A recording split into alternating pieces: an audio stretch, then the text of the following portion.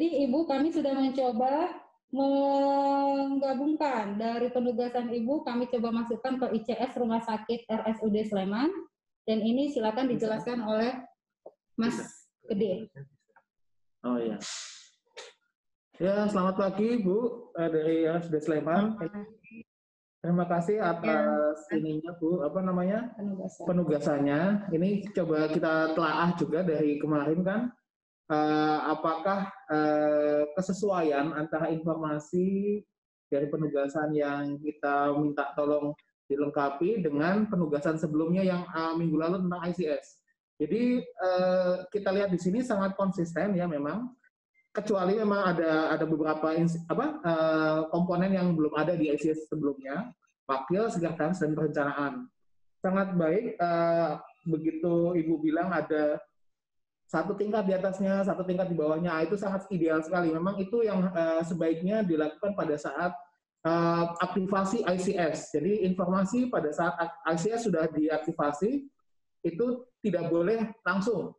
Kalau bisa tidak langsung. Jadi tidak langsung lintas garis komando. Memang satu tingkat ke atasnya dan satu tingkat di bawahnya. Di sini kita bisa lihat dari komandan bencana ini secara rutin memberikan instruksi setiap pagi jam 8 dengan tatap muka di ruang komando bencana. Nah, yang tadi Mbak Happy tanyakan, memang pada saat ada meeting seperti ini kan setiap pagi ada meeting, kemudian ada instruksi jam 8 dari komandan ke satu tingkat di bawahnya, seperti ketua manajemen support, ketua medical support, dan juga ada manajer ya di bawahnya ini. Nah, ini siapa yang mencatat gitu loh? Apakah ada notulensinya dan bagaimana menyimpannya seperti itu? Biar akuntabilitasnya itu tetap terjaga. Juga kita lihat ada laporan eksternal ya. Nah, ini mungkin sekretaris ini sebagai liaison officer. Jadi menyampaikan laporan situasi report, press release rutin setiap jam 12 melalui WhatsApp dan infografis. Nah, ini yang kemarin juga Prof. Laksono dan Dr. Dite sampaikan. WA ini banyak ada kelemahannya, tapi ya monggo nanti akan kita telah lebih lanjut. Nah, jika kita sampaikan lewat WA, bagaimana pencatatannya dan apa kendala-kendalanya. Nah, kemudian satu tingkat di bawah dari komandan bencana ini, setiap jam 8 ada rutin tadi melaporkan, ada laporan. Jadi pagi itu setelah mendapatkan laporan, mungkin kemudian komandan memberikan instruksi. Nah, ini jelas ya, yang untuk level komennya ini jelas. Nah, yang kedua, ini di level operasional. Nah, jadi ada logistik, kemudian ada apa lagi? SDM, pra-hospital, intra-hospital, ya ini seperti ini juga ya. Jadi, kalau yang dari manajemen, dia setiap jam 12. Ya kan? Kemudian dari yang medical support, dia setiap jam 11. Nah, ini juga sudah ada, sepertinya sudah ada SOP dalam komunikasi, dalam implementasi di ICS ini. Jadi sangat bagus sekali, terstruktur, dan manajemennya saya harap ini juga kita dapat pertahankan dan memberikan contoh kepada rumah sakit lain. Jadi adanya konsistensi antara komunikasi, alur komunikasi dengan ICS yang sudah ada. Jadi mungkin dari saya itu Bu, kalau ada tambahan dan klarifikasi, monggo, silakan. Terima kasih. Memang untuk LO itu kita jadikan satu sama sekretaris gitu kan kemarin. Liaison officer-nya di sana memang ketika komandan bencana itu memang sementara ini sekretaris ikut di sana mengenai untuk dokumentasi. Tapi ya untuk dokumentasi memang, tapi kadang-kadang kan memang sementara ini masih lewat WA, Jadi kadang pencatatannya ini memang masih kurang ketika di komando bencana itu, dari apa-apa saja itu masih kekurangan di sana. Mungkin nanti kita masih bisa banyak belajar di sini, memperbaiki yang kekurangan-kekurangan kita gitu, Pak Gede. Berarti tadi semua pencatatan itu di sekretaris. Iya. Sementara apakah memang memungkinkan di RSUD Sleman sekretaris bisa mengerjakannya, Bu? Atau apakah kita penting mungkin ada timnya? Ada tim khusus untuk data dan informasi ini atau seperti apa? Atau Mas Gede seperti apa lebih baik? Nah, iya itu. Karena memang sekretaris itu tidak stay di situ terus ya, karena memang masih ada tugas lainnya gitu. Kayaknya gimana? Nah, baiknya. Betul. Memang kalau sudah mulai ICS diimplementasikan ini bakal banyak penumpukan tugas tanggung jawab. Itulah akan lebih baik lagi jika tiap bidang, tiap seksi ini punya sekretaris khusus yang memang untuk mengumpulkan hal-hal seperti itu. Mungkin di sekretaris juga dia punya tim sekretaris. Jadi jangan sampai ada informasi yang terlewat, karena kalau ICS di rumah sakit itu kan ya ibaratnya garda terdepan ya Bu ya. Jadi memang sangat penting sekali jangan ada informasi yang terlewat agar implementasi ICS ini lebih banyak nyawa lagi yang akan diselamatkan seperti itu. Memang kalau menurut saya usul dari kami sih ada tim kesekretariatan. Jadi di masing-masing bidang ditempelkan satu orang untuk mencatat kegiatan apa saja, kemudian nanti dikumpulkan hasil catatannya itu. Kalau bisa resource sumber dayanya mencukupi seperti itu usul dari kami Bu. Ya. Terima kasih Mas Gede. Iya, sama-sama. Kemudian Ibu yang ingin bertanya juga, apa di ICS yang baru memang sudah ditambahkan ada wakil atau wakil komandan ya Bu? Karena yang di hasil penugasan yang minggu lalu kita belum melihat kalau di struktur ICS itu ada wakil komandan. Ya. Kami baru berencana untuk ada itu karena memang untuk komandan bencana kan kemarin 2, karena untuk untuk pergantian komandan itu kami rencanakan kan ada pergantian itu, mungkin nanti ditambahkan dari wakilnya seperti itu. Oke, baik. Terima kasih Ibu. Kemudian yang tadi yang menarik juga Mas Gede yang terkait sekretaris yang langsung memberikan informasi media eksternal ini, bagaimana alurnya Ibu? Itu langsung setelah setiap bidang memberikan laporan, kemudian sekretaris mengolahnya langsung disampaikan ke eksternal atau melalui komandan dulu? Itu ada di komandan nanti mengetahui dulu, karena kebetulan di sekretaris ini nanti juga sekretariat, karena yang di sekretaris itu ada juru bicara masuk ke situ, karena kita bingung menempelkan juru bicara itu tadi masuk di mana gitu kan. Kita tempelkan karena di tim Satgas itu ada juru bicara. Jadi juru bicara itu kemarin kita pikirkan kita tempelkan di bagian sekretaris gitu, sekretariat. Jadi yang melaporkan untuk eksternal itu adalah dari juru bicara. Oke, baik. Nanti juru bicara yang khusus ke eksternal ya Bu. Nanti berarti yang untuk internal ada sekretariat khusus yang untuk mengumpulkan data-data dari masing-masing bidang. Terima kasih. Ibu ada yang mau ditanyakan dari RSUD Sleman? Untuk sementara itu dulu, nanti kalau bisa kita lewat. Bukan yang ini Mas. Oke, ini dia. Silakan Ibu. Ibu nanti katakan saja dari sana. Next. Kita nextkan dari sini Bu. Oke. Terima kasih. Ya, terima kasih. Assalamualaikum warahmatullahi wabarakatuh. Saya mencoba mempresentasikan mengenai hasil pengalaman kami untuk membuat aplikasi Slack ya di RSUD Sleman ini. Untuk aplikasi next saja ya. Bisa minta tolong di next. Untuk aplikasi ini kami namai ICS COVID RSUD Sleman. Ini memang kemarin yang ikut saya dan Mas Hendra ikut ini, kita bertiga, insya Allah kita masih bertiga walaupun di lain tempat gitu, masih Mas Hendra masih mengikuti dan Pak Dr. Hendrawan juga masih mengikuti. Kemudian kita membuat ini membuat aplikasi ini, tetapi kemudian kita buat kanal-kanalnya sesuai dengan ICS yang kita punya untuk kanal-kanalnya. Dari general, keuangan, logistik, manajemen support, medical support, ini sesuai kanal yang dari ICS. Mungkin di next. Ya, ini kanalnya sesuai dari ICS kita di sini. Kebetulan kemudian ini memang kita share kanal ini, kanal Slack ini setelah kita buat, kita sharekan ke teman-teman di grup WA, kita linknya kita kirimkan ke teman-teman yang di grup WA yang di Satgas COVID gitu, kita sharekan.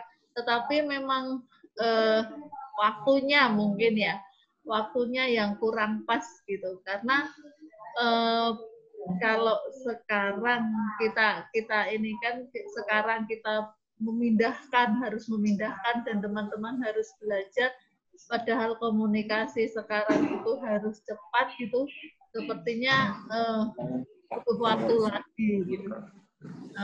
Jadi memang kemarin sudah kita sharekan, tetapi yang untuk menanggapi tidak begitu banyak gitu. Mungkin slide-nya. Nah, ini contoh-contoh diskusi karena tidak begitu banyak yang menanggapi dan tidak begitu banyak yang terus kemudian download aplikasi dan masuknya. Jadi kita hanya 4 orang kemarin sebelum kita buat presentasi, hanya 4 orang yang masuk ke ini, mohon maaf, 4 orang yang masuk ke channel ini. Jadi kita coba berdiskusi, kita bisa diskusi dari sana. Lanjut, next saja. Nah, untuk beberapa kendala memang di Slack ini akan ada dari aplikasi gadget maupun dari laptop. Yang kita lihat yang di laptop itu lebih komplit, lebih bervariasi daripada yang ada di HP. Kemudian yang kita tanyakan, karena ini untuk ICS ya, misalnya kita bisa pakai untuk ICS. Ketika bencananya ini adalah bencana di COVID gitu kan. Ketika infrastruktur masih berdiri gitu, karena ini berbasis online. Tapi ketika ada seperti 2006 terus ada gempa bumi, di sana infrastruktur rusak, kemudian jaringan internetnya itu off, bagaimana kita bisa berkomunikasi dengan Slack jika berbasis online seperti ini. Kemudian yang ketiga, ini aplikasi ini masih menggunakan bahasa Inggris semua gitu kan. Ini jadinya teman-teman itu kalau mau masuk masih kebingungan bagaimana, tidak bisa menerjemahkan karena ini masih bahasa Inggris. Kalau di akademisi kemungkinan masih bisa lah untuk bisa pakai ini. Tapi ketika sudah kami fungsional, banyak penggunaan masih kesulitan dengan mungkin kalau ada bahasa Indonesianya bisa. Nah, ini tidak bisa diterjemahkan, tetap penggunaan bahasa Inggris gitu. Kemudian yang keempat, kesulitan install bisa, kesulitan install. Tapi ketika mau masuk dengan email ini, walaupun kita sudah undang, itu masih beberapa kali itu butuh waktu muter-muter terus ketika mau join ke Slack. Ketika kita sudah undang di sana, itu masih beberapa teman itu masih kesulitan untuk bisa masuk. Nah, mungkin kekurangan kami karena belajar ini baru 1 hari, belum terbiasa, kami juga belajar di sini. Jadi masih bingung, muter-muter terus, sudah email, sudah kayaknya masuk, ternyata belum masuk dalam Slack ini. Kemudian karena itu tadi masih terbiasa dengan kemudahan di WA group, jadi masih butuh belajar lagi untuk Slack ini.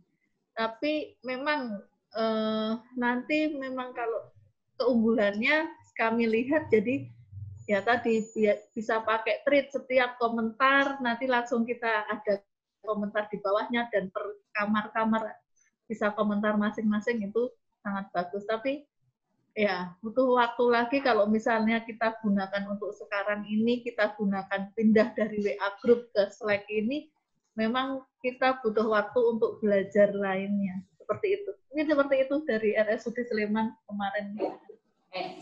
Terima kasih Ibu. Ya, kami sangat senang ya RSUD Sleman sudah mencobanya.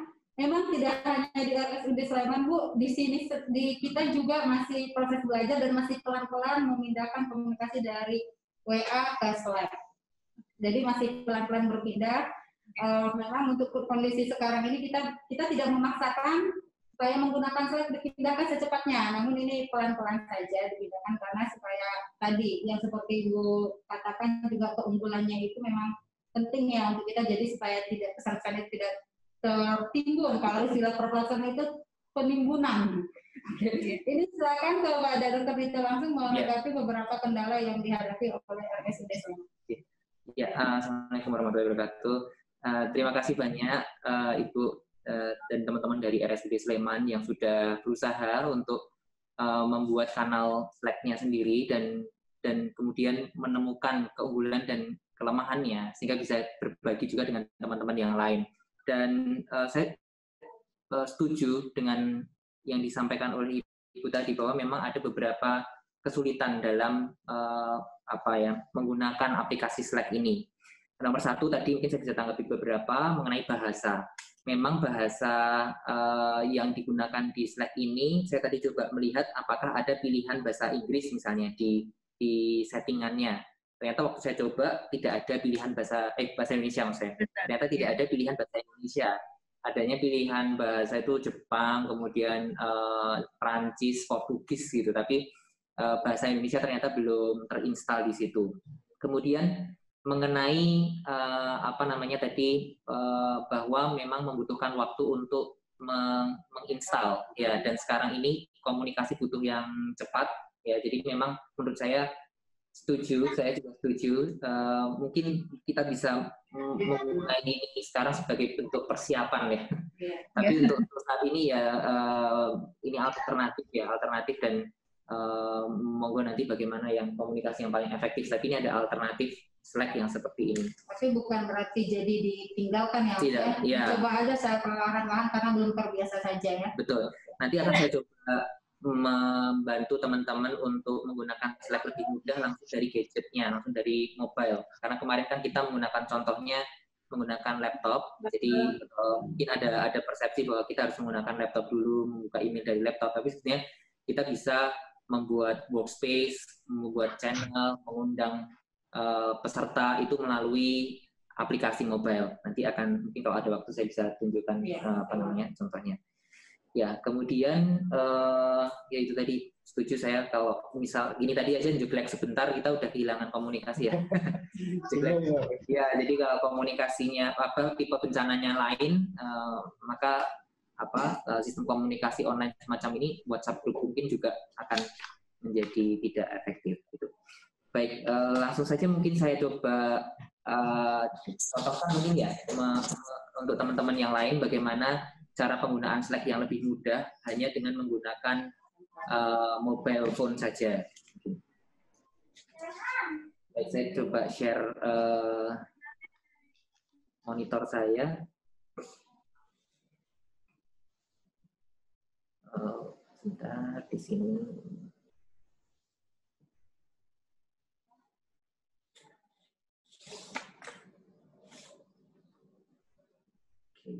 Share monitor.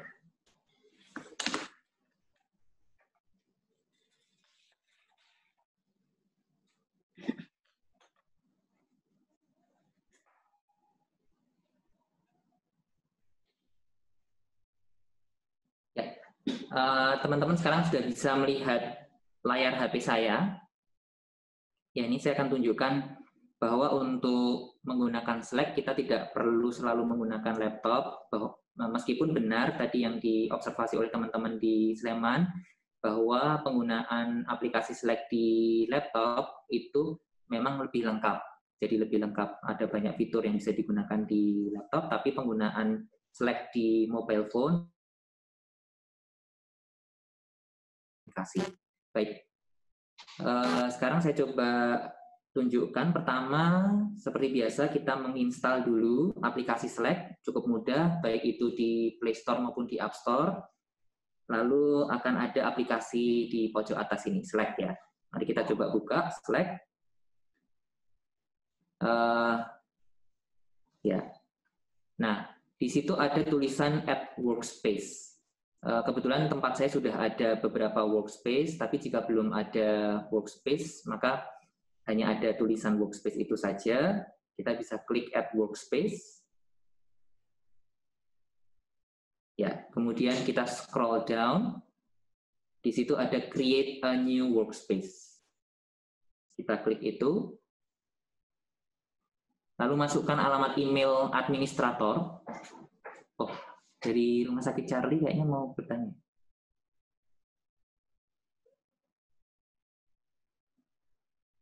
Silahkan, mungkin teman-teman dari Rumah Sakit Charlie tadi apakah mengangkat tangan? Oh, enggak. Oh, enggak. Maaf, mengangkat tangan. Maaf. Baik, saya lanjutkan. Silahkan dipilih alamat email yang akan digunakan sebagai administrator.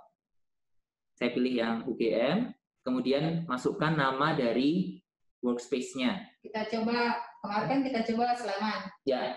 Mas, sekarang coba yang Rumah Sakit Charlie, Mas. Oke, ICS Charlie. Charlie, ya. Charlie Hospital. Hospital, Mas, bukan Hospital. Ini ya. ICS Charlie Hospital. Next. Kemudian kita masukkan channel pertama yang mau diikutkan, misalnya apa tadi kemarin itu komando ya, atau logistik misalnya, operasional misalnya, komandan, begini. Ya. Oke, next. Ya, lalu siapa yang akan diundang misalnya. Nah, kita bisa mengundang misalnya email saya yang lain atau ya email saya yang lain. Nanti saya contohkan. Gini, atau bisa juga get an invite link to share.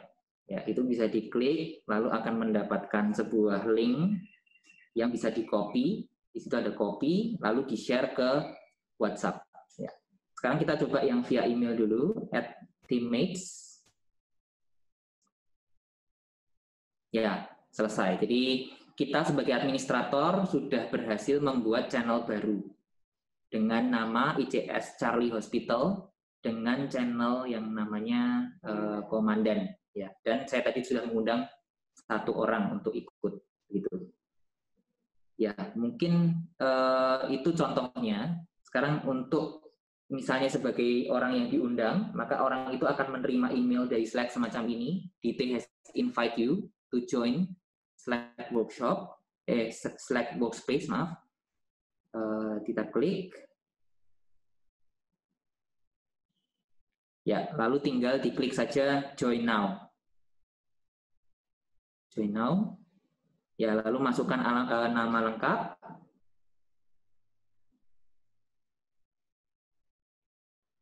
Password.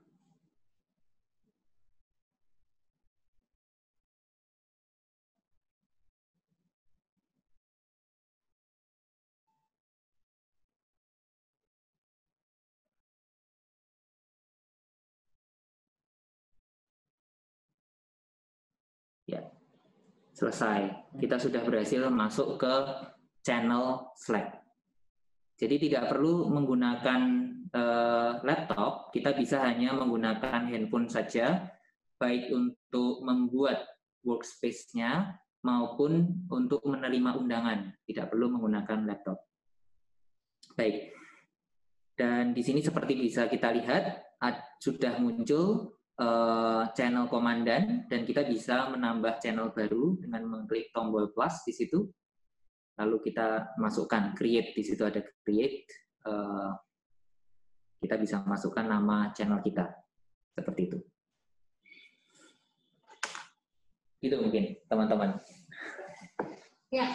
ada masukan atau silakan ada yang masih ya bertanya komentar atau mau mencoba sendiri langsung bisa juga. Atau ada dari rumah sakit lain yang sudah mencoba, coba kita tanyakan Mas. Di pusatnya ya. Di stok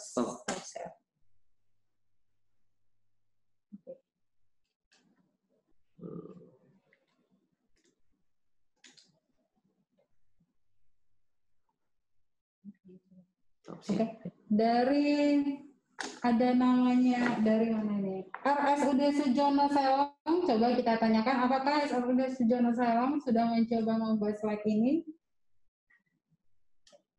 Silakan Bapak, mohon di-unmute.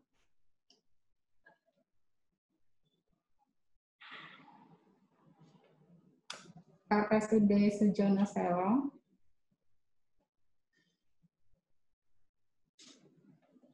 Oke, sebenarnya belum.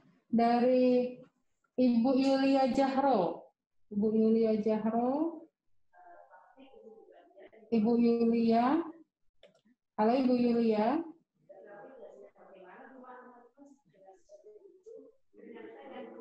Ibu Yulia. Halo.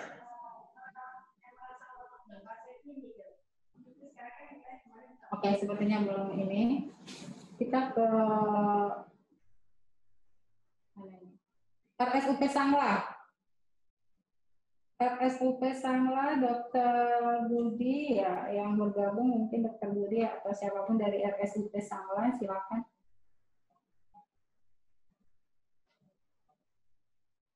Apakah ada yang bertanya RSUP Sangla? Halo? Ini ada pertanyaan ya. Ini ada pertanyaan dari RS Rumah Sakit Charlie. Dokter Dite, password yang diinput apakah password email atau khusus untuk slide? Ya, passwordnya bisa password apa saja, tidak harus password email. Teman-teman admin bisa memilih menggunakan password email agar mudah diingat, atau menggunakan password baru. Bisa juga, misalnya satu akun admin itu untuk banyak orang, itu misalnya bisa mengakses akun itu, maka digunakanlah password yang baru, tidak harus password email. Nanti bisa memakai password baru. Silakan dari Rumah Sakit Charlie jika ingin mencoba, dan juga Ibu Prita juga di Stikas mungkin karena Universitas tadi ini mungkin lebih mudah untuk universitas ya. Iya betul. untuk perguruan tinggi. Ini mungkin lebih mudah untuk kampusnya untuk mengikutinya. Silakan yang lain sepertinya memang yang mengikuti workshop kita hari ini memang sedikit ya. Makanya tadi ada yang konfirmasi, lagi ada tugas, ada pemakaman atau yang lain. Mungkin kalau saya usul memang kalau persepsinya itu migrasi dari WhatsApp ke Slack itu nampaknya seperti kita meninggalkan WhatsApp gitu. Jadi kayak rasanya tuh berat gitu. Tapi kalau saya mempersepsikan, saya tetap menggunakan WhatsApp, tapi saya punya Slack juga untuk membantu koordinasi. Jadi untuk komunikasi yang bukan sifatnya, ini contoh kasus saya di organisasi ya, untuk mengatur pembagian tugas di dalam organisasi kita, itu untuk tujuan koordinasi di dalam organisasi saya menggunakan Slack, tapi untuk komunikasi yang sifatnya personal, untuk bersosialisasi saya tetap menggunakan WhatsApp. Jadi tidak serta-merta kita meninggalkan WhatsApp, tapi khusus untuk tujuan koordinasi ini kita menggunakan Slack. Baik, Dr. ada pertanyaan lagi dari RSUP Sangla. To everyone. Apakah kami tidak ada alat komunikasi? Apakah antar channel bisa komunikasi atau khusus masing-masing channel? Oh ya, jadi untuk informasi yang tertulis di dalam channel itu hanya bisa dilihat saat kita masuk ke dalam channel itu, gitu. Tapi semua orang bisa mengakses channel itu selama channel itu di-set open to public. Seperti kita lihat tadi, belajar dari teman-teman yang ada di Sleman yang sudah menyusun dengan sangat baik channel-channel berdasarkan struktur ICS ya kalau tidak salah, semua di-set menjadi open ya, dengan tanda tanda pagar. Kalau itu private, nanti ada tanda gembok kuncinya. Nah, kalau ada tanda gembok kuncinya, maka kita tidak bisa melihat percakapan yang ada di dalam channel itu. Tapi kalau itu terbuka, maka kita bisa melihat apa yang didiskusikan di dalam channel itu setelah sebelumnya kita join dulu. Tapi join pun tidak perlu persetujuan dari adminnya. Jadi ya tinggal misalnya kita belum menjadi anggota dari channel itu, tinggal klik join saja, kita sudah bisa masuk dan kita bisa membaca semua percakapan yang terjadi sebelum kita bergabung dengan channel tersebut.